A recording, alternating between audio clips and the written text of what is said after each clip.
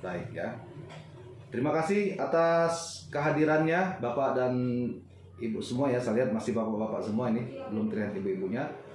Sambil menunggu teman-teman kita yang lain, kita masuk ke materi tutorial webinar sesi yang keempat kita pada hari ini ya. Jadi di minggu-minggu sebelumnya kita sudah membahas tentang bagaimana tata kelola keuangan yang bersifat dana amanah atau trust fund gitu ya. Ada yang disebut dengan zakat ya, dikelola oleh Basnas. Kemudian ada yang disebut dengan wakaf yang dikelola oleh Badan Wakaf Indonesia. Hari ini kita juga akan membahas ya, sama-sama mencermati materi tentang lembaga keuangan syariah gitu.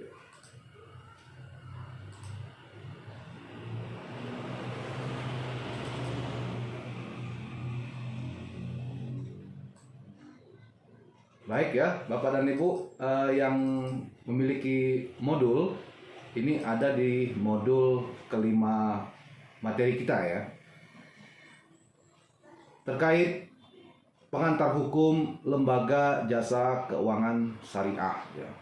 Jadi salah satu hal yang tidak kalah penting dalam konteks peraturan perundang-undangan atau hukum positif kita yang kaitannya dengan konteks hukum Islam ya. Ya ini terkait tata kelola keuangan masyarakat ya secara syariah gitu ya. Atau kita sebut secara umum ada yang namanya bank konvensional gitu. Kemudian ada juga konsep bank syariah ya. Jadi mungkin kita tahu ada Bank Sumsel Syariah gitu, BRI. Semuanya sudah ada unit-unit usaha syariahnya di setiap bank-bank konvensional atau bank umum ya. Sebagai landasan hukum ya terkait perbankan ini ada yang namanya Undang-Undang 10 tahun 1998 ya tentang perbankan.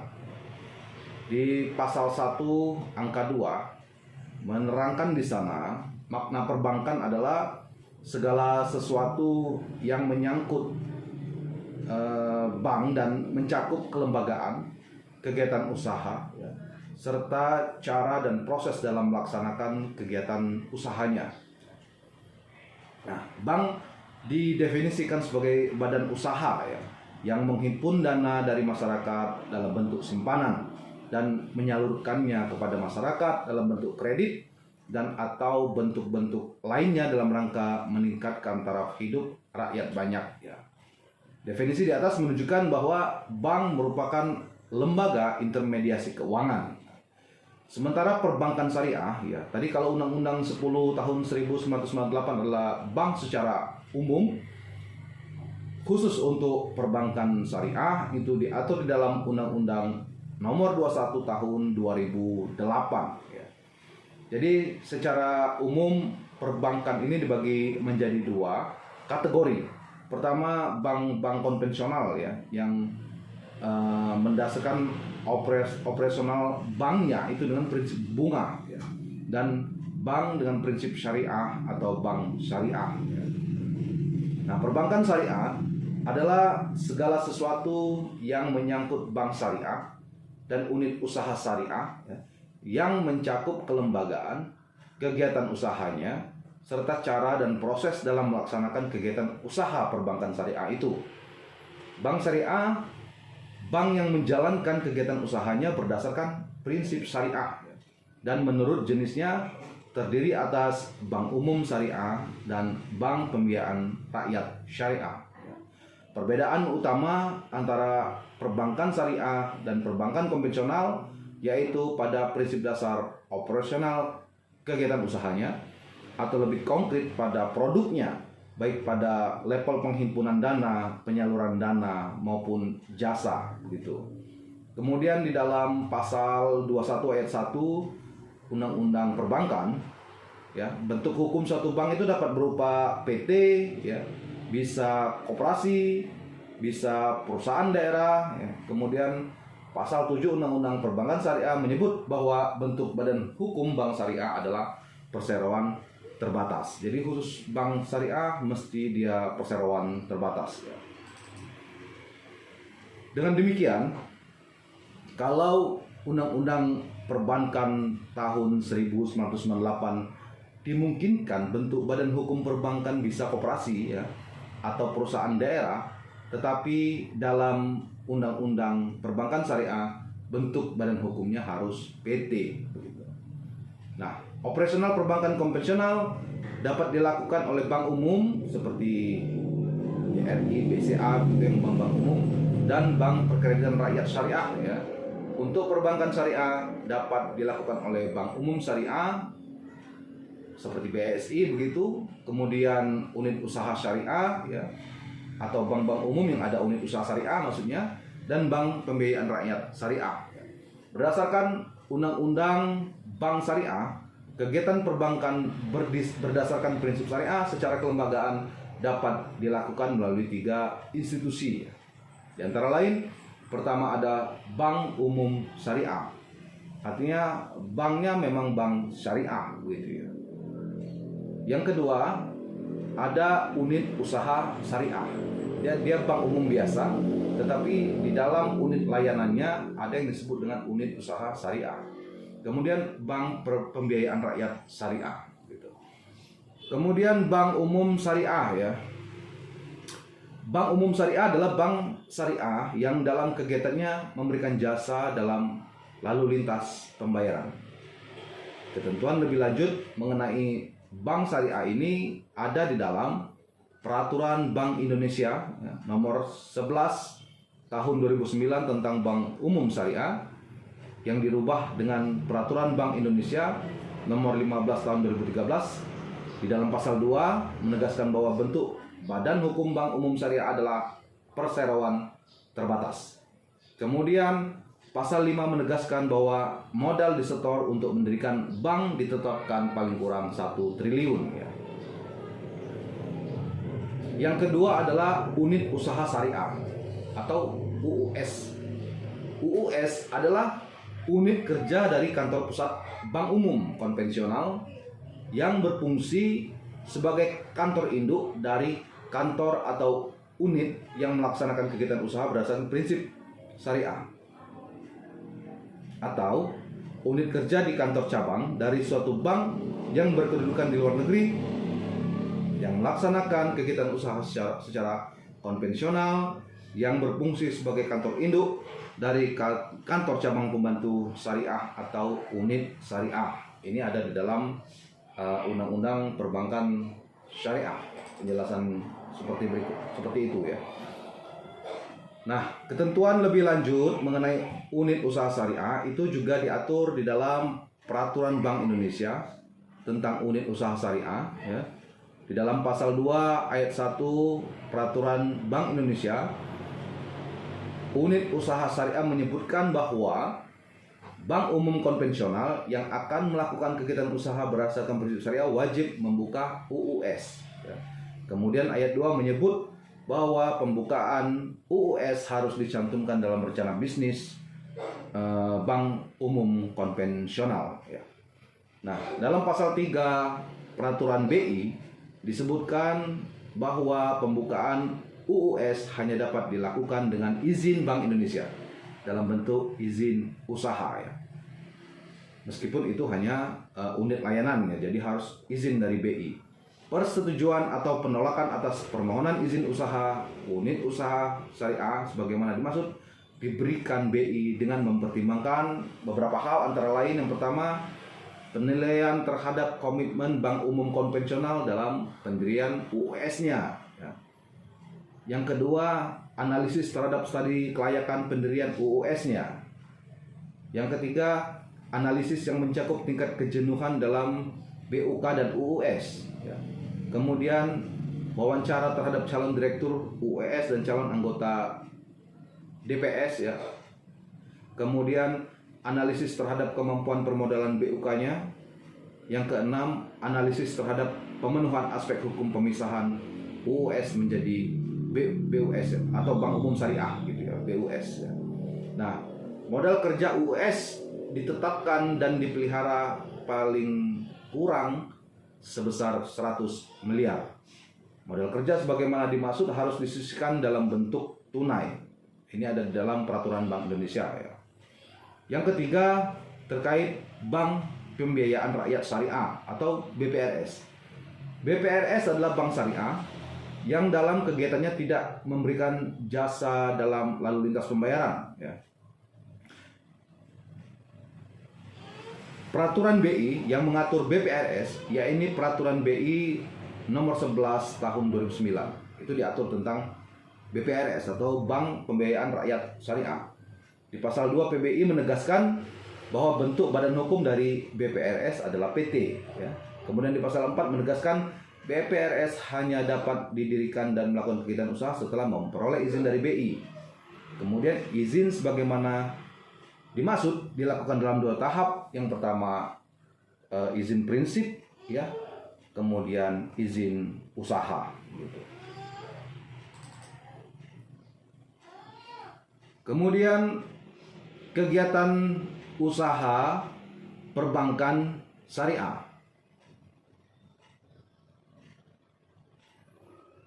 Sebagai prinsip hukum Islam, dalam kegiatan perbankan berdasarkan fatwa yang dikeluarkan oleh lembaga yang memiliki kewenangan dalam penetapan fatwa di bidang syariah, kegiatan usaha yang berdasarkan prinsip syariah tidak mengandung unsur riba, ya, tidak mengandung unsur zalim, tidak mengandung unsur haram, maisir, dan garar, ya. Makna-maknanya itu ada di dalam undang-undang perbankan syariah, ya.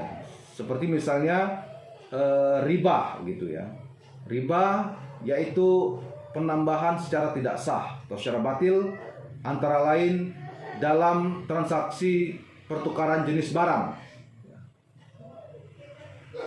yang tidak sama kualitas, ya. Kemudian kuantitas dan waktu penyerahan, ya. Atau dalam transaksi pinjam meminjam yang mempersyaratkan.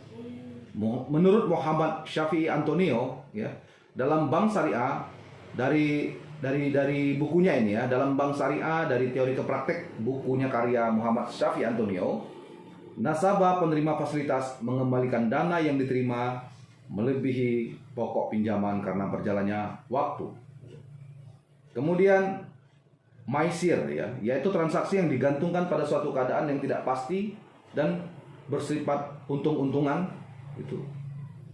Misal yang dimaksud maisir ini, misal kita ada investasi dana, ya, ke salah satu perusahaan dan bidang trading, begitu ya. Itu kan untung-untungan, nggak jelas menang atau tidaknya kalau trading, ya, trading saham, begitu ya. Nah, itu salah satu contoh maisir. Kemudian garar, ya, yaitu transaksi yang objeknya tidak jelas, tidak dimiliki, tidak diketahui keberadaannya, atau tidak dapat diserahkan pada saat transaksi dilakukan kecuali diatur lain dalam syariah. Kemudian haram, yaitu transaksi yang objeknya dilarang dalam syariah, ya. Kemudian zalim, yaitu transaksi yang menimbulkan ketidakadilan bagi pihak lainnya. Nah, itu makna-makna dari kegiatan-kegiatan yang dilarang dalam perbankan syariah. Nah, konsekuensi dari adanya unsur-unsur yang dilarang itu, maka solusi yang diberikan oleh hukum Islam yang saat ini untuk sebagian bidang perbankan sudah dijadikan materi undang-undang, yakni operasional harus mendasarkan pada prinsip syariah melalui pasal 4 Undang-Undang Perbankan Syariah. Apa saja itu? Yang pertama, bank syariah dan unit usaha syariah wajib menjalankan fungsi menghimpun dan menyalurkan dana masyarakat, ya. Kedua, bank syariah dan unit usaha syariah dapat menjalankan fungsi sosial dalam bentuk lembaga atau baitul mal, ya, menerima dana yang berasal dari zakat, infak, sedekah, hibah, dan dana sosial lainnya, dan menyalurkannya kepada organisasi pengelola zakat. Contoh misalnya kita ada deposito di bank syariah, ya, dari keuntungan deposito itu kita langsung melakukan pemotongan untuk zakat misalnya, itu juga dikelola oleh bank syariah. Kemudian bank syariah dan unit usaha syariah dapat menghimpun dana sosial yang berasal dari wakaf uang dan menyalurkannya kepada pengelola wakaf atau nazir sesuai dengan kehendak pemberi wakaf atau wakif. Ya. Kemudian yang keempat, pelaksanaan fungsi sosial sebagaimana dimaksud pada ayat 2 dan ayat 3 di dalam Undang-Undang Perbankan Syariah itu sesuai dengan ketentuan peraturan perundang-undangan. Ya. Adapun yang menjadi kegiatan usaha dari lembaga perbankan syariah dibedakan antara bank umum syariah, unit usaha syariah, dan BPRS ya. Intinya bahwa bank pembiayaan syariah tidak diperkenankan melakukan kegiatan di bidang lalu lintas pembayaran, antara lain menerbitkan rekening giro dalam kegiatan clearing, inkaso ya, penagihan pembayaran, serta ikut ya sebagai pihak dalam transaksi modal dan pasar uang gitu. Berikutnya terkait kegiatan perbankan syariah. Pertama, kegiatan dan produk penghimpunan dana ya. Produk menghimpun dana perbankan secara umum meliputi giro, ya, tabungan, deposito ya, itu ada di dalam bank-bank umum ya. Dalam kegiatan penerbitan dimaksud, pihak bank syariah atau unit usaha syariah tidak diperkenankan menggunakan prinsip bunga, tetapi menggunakan prinsip titipan, wadiah, atau prinsip bagi hasil, mudharabah ya. Wadiah menggunakan wadiah ada damanah nama istilahnya, yang artinya terhadap uang yang dititipkan di bank syariah atau unit usaha syariah diperkenankan memanfaatkannya untuk disalurkan kepada pihak ketiga. Jadi kita menitip uang di bank syariah itu ya dengan menyetujui ya apabila dana itu dikelola oleh pihak ketiga misalnya begitu. Nah, adapun wadiah amanah karena memang pihak bank tidak boleh memanfaatkan barang yang dititipkan. Akad ini dapat diterapkan dalam produk jasa berupa safe deposit box ya, bahasa perbankan ini, dengan ketentuan nasabah boleh diminta membayar sewa tempat yang digunakan untuk menyimpan barang itu. Itu yang pertama ya. Yang kemudian yang berikutnya, kegiatan dan produk penyaluran dana ya. Pada produk penyaluran dana dalam perbankan konvensional, yaitu pemberian kredit berdasarkan prinsip bunga ya. Apapun kebutuhan Anda bisa dijawab dengan memberi kredit yang berbunga. Bunga dalam Islam hukumnya adalah haram ya. Oleh karena itu, bank syariah atau unit usaha syariah dapat menerapkan akad tradisional Islam yang sudah sejak lama dikenal. Akad tradisional Islam yang dapat digunakan dalam kegiatan penyaluran dana berupa produk pembiayaan adalah akad jual beli atau murabaha ya, atau istisna istilahnya. Kemudian akad bagi hasil ya. Ini mudharabah dan musyarakah istilahnya. Kemudian ada akad sewa menyewa, ada yang disebut ijarah ya, istilah Islamnya. Kemudian ada akad pinjam meminjam nirbunga, ada istilahnya qard ya. Yang ketiga, kegiatan dan produk di bidang jasa, antara lain hawalah ya, kemudian akad hafalah ya, ada akad wakalah ya, dan beberapa produk bidang jasa lainnya yang diatur ya secara jelas itu di dalam Undang-Undang 21/2008 tentang perbankan syariah. Lalu bagaimana mekanisme penyelesaian ya, apabila ada sengketa di dalam perbankan syariah ini? Nah, di dalam pasal 55 Undang-Undang Perbankan Syariah menerangkan bahwa pertama, penyelesaian sengketa perbankan syariah itu dilakukan oleh pengadilan dalam lingkungan peradilan agama. Yang kedua, dalam hal para pihak telah memperjanjikan penyelesaian sengketa, selain sebagaimana dimaksud pada ayat 1, penyelesaian sengketa dilakukan sesuai dengan isi akad. Ya. Misalnya dalam perjanjian akad kita ya dengan bank syariah itu kita menyelesaikan proses melalui proses mediator ya, kita menunjuk mediator tertentu atau penyelesaiannya dalam proses yang kita percayakan pada proses arbitrase misalnya begitu, itu bisa dituangkan dalam perjanjian kerjasamanya. Nah, apabila tidak dituangkan dalam perjanjian para pihak, maka penyelesaian sengketa itu bisa diselesaikan di peradilan agama, gitu ya. Lalu penyelesaian sengketa sebagaimana dimaksud pada ayat 2 tidak boleh bertentangan dengan prinsip-prinsip syariah, gitu. Berikutnya, dengan adanya pasal itu, ya, ditunjukkan bahwa kompetensi absolut terhadap sengketa perbankan syariah di pengadilan di lingkungan peradilan agama, ya, kecuali para pihak menjanjikan lain. Hal ini dijelaskan dalam pasal 5